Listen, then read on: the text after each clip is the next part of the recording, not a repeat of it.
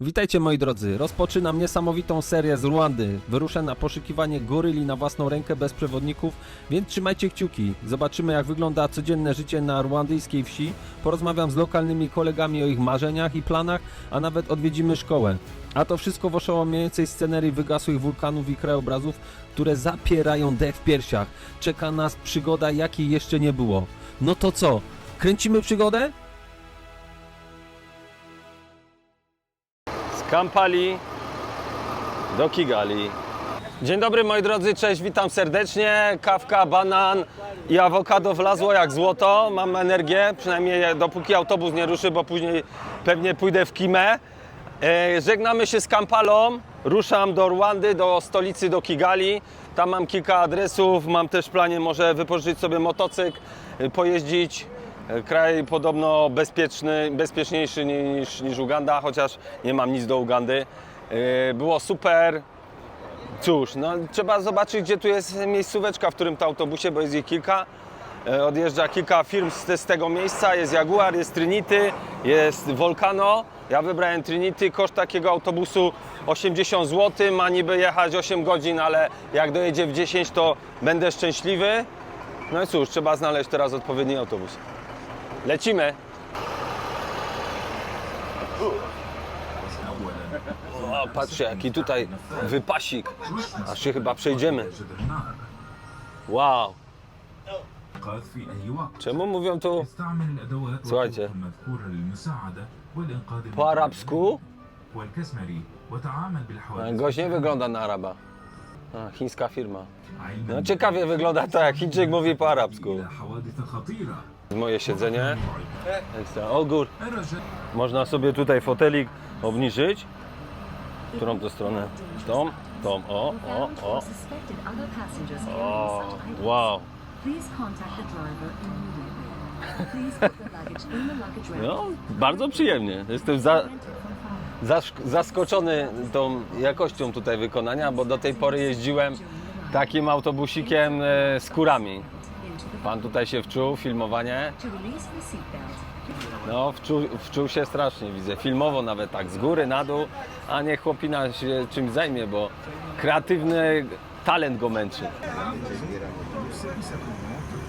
Imbabazi zawe ntizirondoreka kuba turamutse duhumeka umwuka w'abazima n'iby'igiciro akira amashimwe avuye mu mitima yacu yuko turi amahoro.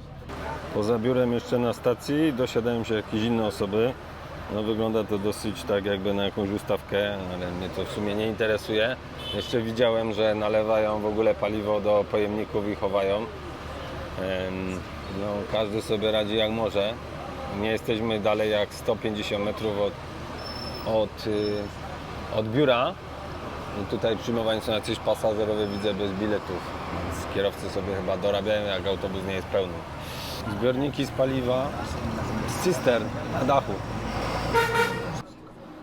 Opuszczam zgiełk Ugandy, a na drodze mijam znak w kształcie stopu, który mówi, żeby się nie zatrzymywać? Rozkminiacie to?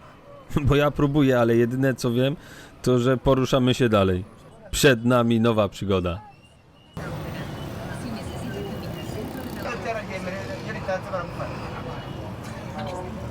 8-10 godzin drogi przed nami tym autobusem. Zmierzamy do Rwandy.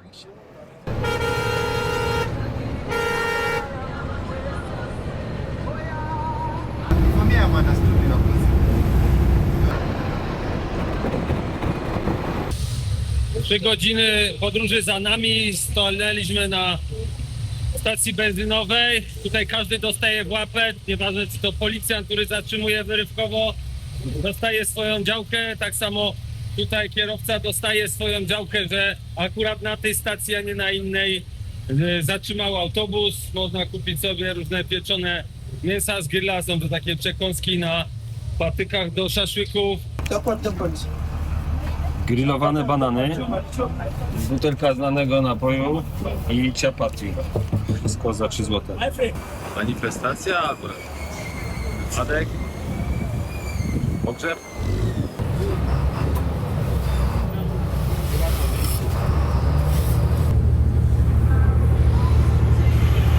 Przypomniała mi się scena z filmu Speed, Też Keanu Reeves trzymał za taką rączkę.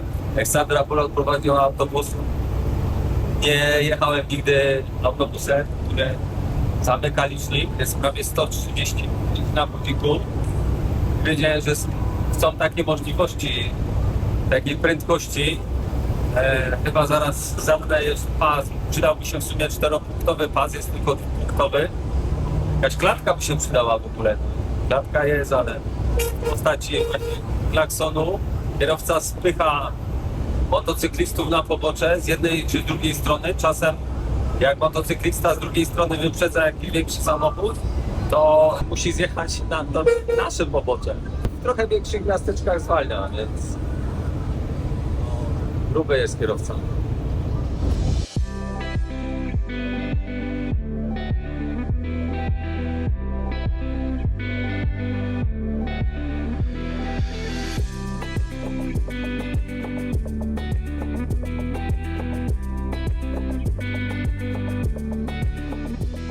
Jeśli jeszcze nie widzieliście mojej serii z Ugandy, serdecznie zapraszam na 7 odcinków pełnych śmiechu, refleksji i niezwykłych przygód. Koniecznie zajrzyjcie, link w opisie. Kierowca właśnie oświadczył, żeby przygotować dokumenty do kontroli. Prawdopodobnie żółtą książeczkę, oczywiście szczepioną na PPD. Zbliżamy się do granicy Ugandy z Ugandą. Staram się.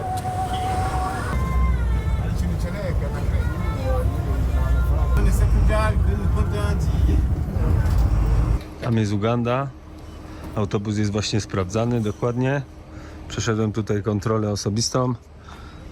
I tutaj już będzie Rwanda chyba. Tak, są flagi. Na ziemi niczyjej, czyli pomiędzy jednym krajem a drugim. 51, 52 mój kraj. Tu jest chyba... Tak, tutaj trzeba wyłączyć kamerkę.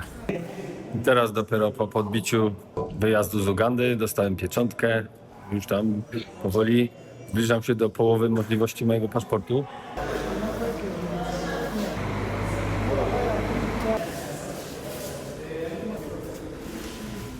Wywalili mi mój plecak, wywalili po prostu z autobusu. Powiedzieli, że trzeba wziąć to, co się ma przy sobie, a nie to, co ma się w plecaku, w bagażniku.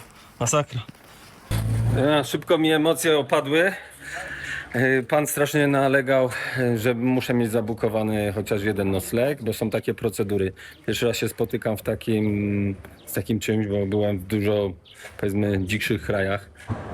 Dzikszych, co za słowo. Bardziej dzikich krajach, jeśli można to tak nazwać. I nie było takiej potrzeby. Chciałem się udać do pewnego tam hostelu, którego mam namiary. Coś nie działało z Hostel World. Wziąłem po prostu jakiś inny tam przez Booking. Były jakieś problemy, ale pokazałem mu jedną noc, przybił, idę dalej. Aha, jeszcze akcja była z plecakiem w ogóle, bo wywalili mi plecak poza takim jakby budką, w której się prześwietla. Trzeba to wszystko zgarnąć, więc jak będziecie jechać, to pamiętajcie, żeby wziąć swój bagaż z autobusu.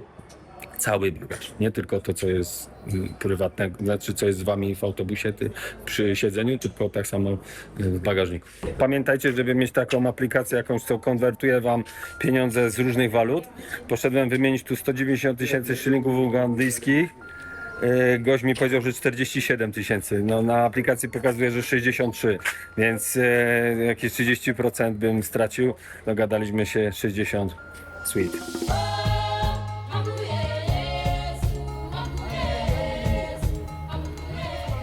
Przekroczyliśmy granicę Ugandy i wjechaliśmy do Rwandy, kraju 1000 wzgórz, który jest moim 52. odwiedzonym krajem.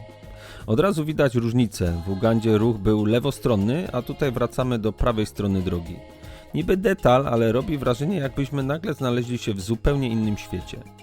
Droga prowadzi przez zielone wzgórza, a krajobraz zachwyca od pierwszego kilometra. Wszystko tutaj jest idealnie uporządkowane. Pola, drzewa, nawet wioski zdają się wpasowywać w tę harmonię natury. Rwanda naprawdę zasługuje na miano kraju 1000 wzgórz. Ciekawostką jest sposób jazdy. Nasz kierowca ma asystenta, który co chwilę podpowiada, kiedy można bezpiecznie wyprzedzać. To niby drobiazg, ale pokazuje, jak ludzie tu współpracują i radzą sobie na krętych drogach. Jadąc przez te malownicze tereny myślę o tym, jak różnorodny jest świat. Każdy kraj to inny rytm, inna energia, inna historia. Rwanda już teraz zapowiada się wyjątkowo. Wjeżdżamy do Kigali.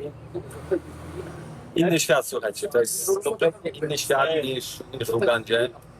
Jest to chyba najczystszy kraj, w jakim kiedykolwiek byłem.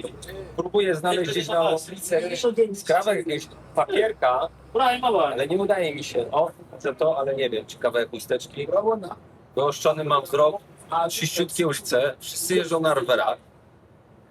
Dosyć spory ruch, oświetlenie, nawet są kamery na prędkość. Przepraszam, że tak się dziwię, jeżeli ogląda to jakiś obywatel Rwandy, ale no przyjechałem z zupełnie innych klimatów, z północnej granicy, z Ugandy. No, diametralnie się to różni. No, czuję się, no nie jak w Szwajcarii, ale niedaleko tego. Odmalowane sklepy, czystość, aż bije w oczy. Nie? Jak patrzę gdzieś na te podwórka, gdzieś tam coś może niedokończone, ale no, co? Autobusy miejskie.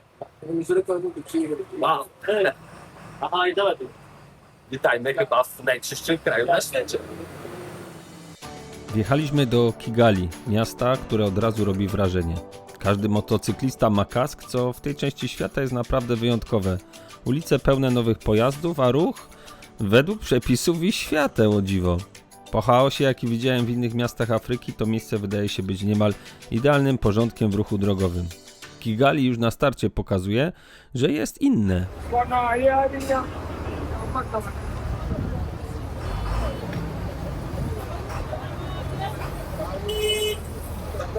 Thank you. That was a great drive. Thank you. No i koniec tej podróży szalonej tym autobusem. Kierowca naprawdę stanął na wysokim poziomie. Już nie wiem, gdzie mam się patrzeć, czy w światło, czy w ten... Leave me alone, I don't need anything. Od razu mnie obskoczyli, taksi, wszystko naraz. Trzeba kategorycznie odmówić, nie dawać się w dyskusję. Czuję tutaj też alkohol od tych ludzi, więc nie wiem, co to za kierowcy. Nieważne. Lecę do miejsca, gdzie mam zostać na noc i jutro zobaczymy dalszą część Rwandy. Zapraszam. Pierwsze rzeczy pierwsze, czyli SIM-karta. Powiedział mi znajomy z Couchsurfingu, że ta sieć MTN jest najlepsza. Przyszedłem tutaj. Trochę to trwało, bo mieli problemy z prądem. I sprawa wygląda tak, że spędziłem gdzieś pół godziny, normalna procedura, paszport, fotokopia, zdjęcie, są różne opcje, ja wziąłem 17 GB na tydzień, chyba niecałe 30 zł. Jest internecik, jesteśmy w domu. Moi drodzy, jest już dosyć późno, jestem tutaj u takiej pani w pensjonacie, no i poszedłem do lodówki. Otwieram lodówkę, a tutaj takie cuda.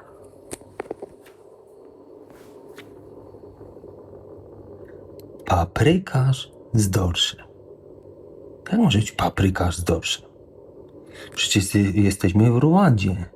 Tu nie ma dostępu do morza. Dzień dobry moi drodzy. Witam z pierwszego dnia w Rwandzie. Znajdujemy się w stolicy Kigali. I trochę mi się ciężko oddycha, bo zmierzam do Muzeum Ludobójstwa, które odbyło się tutaj w 1994 roku. Doświadczyłem tego jako nastolatek, kiedy z babcią oglądałem wiadomości. Było to dla mnie przerażające, a teraz jestem w tym miejscu.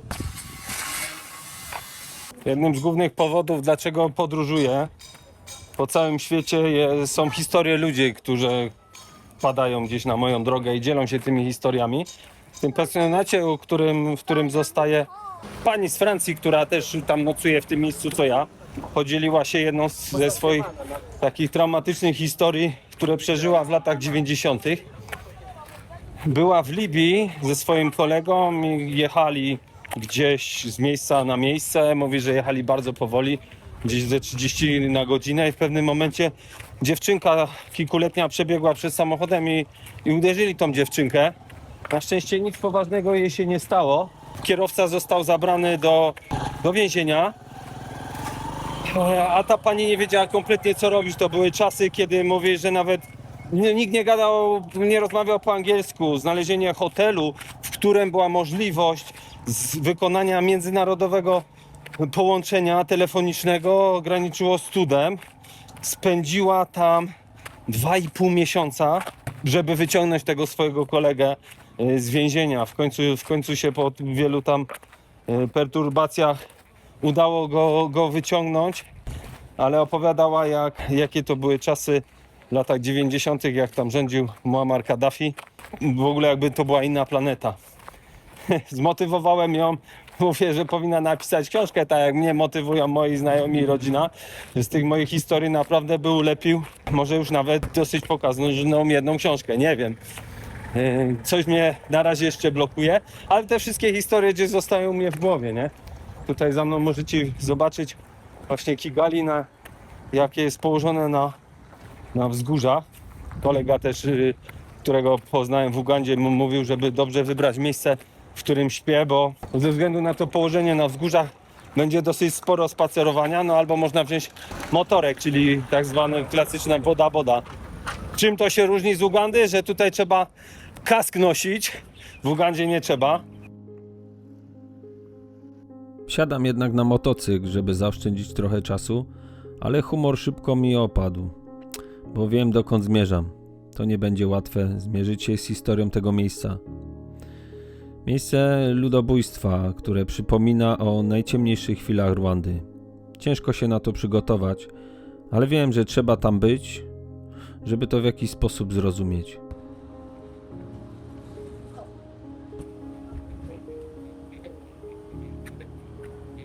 Kwibuka. Co to znaczy? Pamiętajmy, zjednoczmy się, odnówmy. 29 to tyle lat mija od ludobójstwa w Rwandzie. W tym roku, w 2024, przypada 30. rocznica tej masakrycznej zbrodni. Będzie trwała przez 100 dni, tak jak co roku, pomiędzy 7 kwietnia a 4 lipca.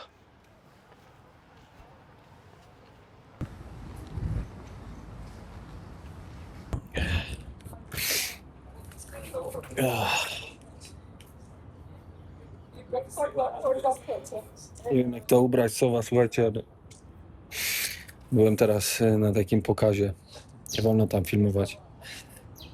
Pokazywali jakby początek tego, co tu się stało w 1994 roku, kiedy Tutsi zaatakowało ludzi z plemienia Hutu. Nie, widzisz, tak jestem nakręcony tym, co widziałem, że też odwrotnie. Hutu zaatakowało Tutsi. Przepraszam za pomyłkę, ale masakryczne rzeczy tam widać, bo pokazywali na tym.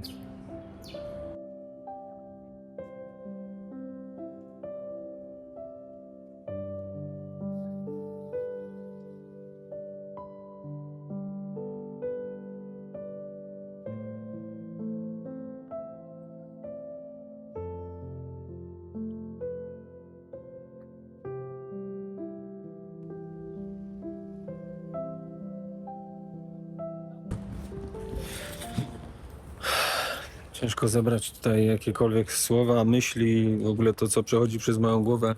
Nie potrafię się skupić. Miejsce to wywarło na mnie piorunujące wrażenie. Płakałem wiele razy. Musiałem gdzieś te emocje uwolnić, żeby nie zapomnieć tego, co jakiś czas powtarza się w naszej historii.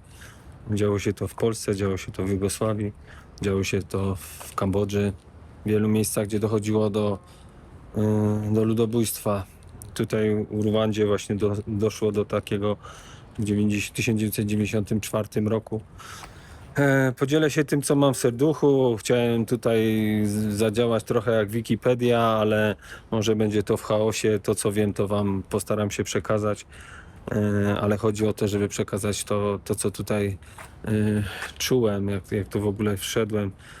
Ciężki taki teren i budynek. Nowy budynek, w którym nie wolno używać aparatów, nie wolno kręcić, nie wolno robić zdjęć. Skorzystałem z mojego nagrywacza głosu. Widzicie, nawet zapomniałem, jak to się nazywa, ale jestem naprawdę tak skołowany, że ciężko tutaj pozbierać. To jeszcze ta głowa mi cały czas buzuje z tego co widziałem. Kolonizatorzy, którzy tutaj przybyli z Niemiec, a później Belgowie, odcisnęli takie piętno, że podzielili tą społeczność. Była tak zwana teoria chamicka, która określała, że część osób że wszystko co dobre na kontynencie afrykańskim pochodzi od rasy kaukaskiej, białej, tak? Jeśli to dobrze wymawiam, nie wiem, poprawcie mnie najwyżej w komentarzach, sorry, ale chciałem tu błysnąć trochę jakąś wiedzą, ale nie dam rady, po prostu głowa mi eksploduje zaraz. To co w środku widziałem, no i przez lata był ten podział pomiędzy plemionami, było około 18 plemion, ale najwięcej było z Tutsi i Hutu i były faworyzowani przez kolonizatorów, zwłaszcza Tutsi. A później się to wszystko odwróciło, napięcia rosły. Pomimo odzyskania niepodległości przez Ruandę w 1962 roku ciągle wisiało coś w powietrzu pomiędzy tymi plemionami. Belgowie nawet stworzyli coś takiego, że to było w 1932, że jak ktoś ma 10 krów albo więcej, to należy do Tutsi i tam czy ma długi nos i czy ma przynajmniej 6 stóp wysokości. Taki był tu podział, nawet nie pytali się z jakich rodzin kto podchodzi. I to gdzieś się wpletło w tą społeczność i oni zaczęli w to wszystko wierzyć. Te napięcia rosły i doszło do niesamowitej eskalacji tego konfliktu w roku 94 nawet jeden generał ze Zjednoczonych Narodów, Delaware, chyba się nazywał Delaware, wysłał taki słynny faks do Nowego Jorku, do siedziby Organizacji Narodów Zjednoczonych, że coś tutaj się dzieje takiego poważnego i żeby przysłali mu 5000 żołnierzy do ochrony. Zostało to kompletnie zignorowane, nawet cała misja została wycofana. Słuchajcie, ponad 1 000 000 ludzi zostało tutaj zabitych, 3000 sierot, które później powstały w wyniku tej masakry. Rozdzielone rodziny, niektóre zostały totalnie zmiecione z powierzchni ziemi. To był rok 94. Pamiętam, chodziłem do podstawówki i oglądałem te wiadomości z babcią, że do tych masakr tu dochodzi. Członkowie rodzin wydawały członków swoich rodzin, przyjaciele swoich przyjaciół, osoby, które żyły razem gdzieś ze sobą, nagle sprzeciwiły się sobie totalnie i były w stanie wydać drugą osobę na śmierć. Śmierci były okrutne, przede wszystkim używano tutaj maczet, kijów, rzadko broni, bo aż tyle nie było. Zwróciła na mnie tam tak uwagę taka historia, jak na stadionie było 10 000, na pewnym stadionie tutaj było zgromadzonych 10 000 osób. I ci z Hutu, bo to tak trzeba powiedzieć, z Hutu zaatakowali Tutsi. Nieodwrotnie, bo mi się to całkowicie myli ze względu na powagę i tego miejsca i takie skołowanie w głowie, naprawdę, uwierzcie mi. Otoczyli ten stadion i zaczęli po prostu zabijać. Kto chciał uciekać, to był od razu zgładzony.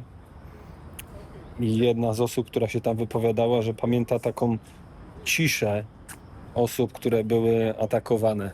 Nikt się kompletnie nie odzywał. Ten człowiek opowiadał, że jego mama, która została zadźgana maczetą na jego oczach, z małym bratem na rękach, powiedziała: synu, jak masz umrzeć, to z godnością. I jemu się udało przeżyć, bo myśleli, że umarł. Na ten stadion były wrzucane granaty. Krzyki były potworne, ale tylko ze strony Hutu.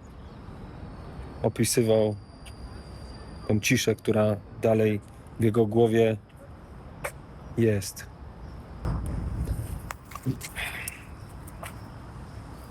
Nie wiem, co w ogóle powiedzieć, bo i tak to jest, jak się bywa w takich miejscach. Jeszcze jedna rzecz, która mi się rzuciła strasznie tak na psychikę, to było pokój dzieci, w którym były zdjęcia dzieci, ich wiek, ulubiony sport, ulubione jedzenie, jakimi były, jak się zachowywały, jak umarły. Mam to nagrane, płakałem jak bóbr. Brat i siostra Iwon Unwera i Mugisza, lat 5 i 3. Ulubiony napój, herbata z mlekiem. Ulubione jedzenie, frytki. Córeczka tatusia i synek mamy. Zadźgani i zaszlachtowani maczetami w domu babci. Dzieci lubią frytki. Słuchajcie, na wielu tych tabliczkach było podkreślone ulubione jedzenie to albo było mleko i ciastka, albo były frytki. To taki trochę uśmiech przez wielkie, wielkie łzy. Nie obchodziło ich zupełnie, w jakim wieku były dzieci. Nawet wręcz ich ataki były sprecyzowane na kobiety i na dzieci, żeby nie było w dalszej egzystencji Tutsi. Kobiety były w brutalny sposób traktowane.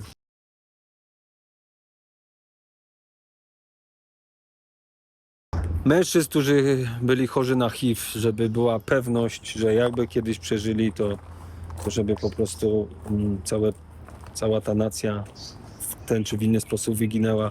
Też czytałem takie parę zdań od córki jednego z oprawców, kiedy dowiedziała się, że jej ojciec właśnie był mordercą. Odwiedziła go w więzieniu, ale on po wielu latach i odwiedza go do tej pory. On w ogóle nie chce z nią rozmawiać dalej.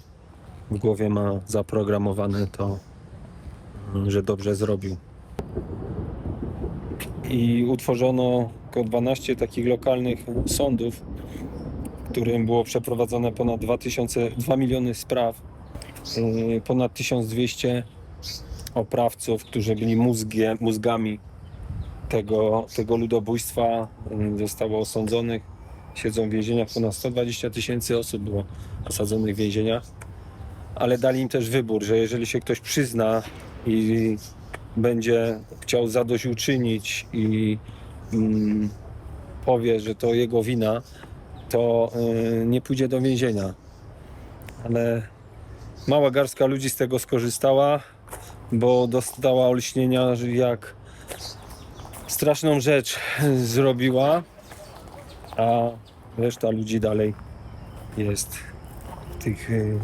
przebywa w tych więzieniach. Jest tablica upamiętniająca też osoby, które tutaj są pochowane, bo to, co tu widzicie, to są masowe groby. A ludzie nie chcą o tym tutaj mówić, no nie dziwię im się. Sprawa jest dopiero świeża, można powiedzieć, i dotyka każdej osoby, która żyje w Rwandzie bezpośrednio. Nie wiem, chyba tyle, bo muszę odpocząć, słuchajcie. Nigdy więcej takich rzeczy w historii świata.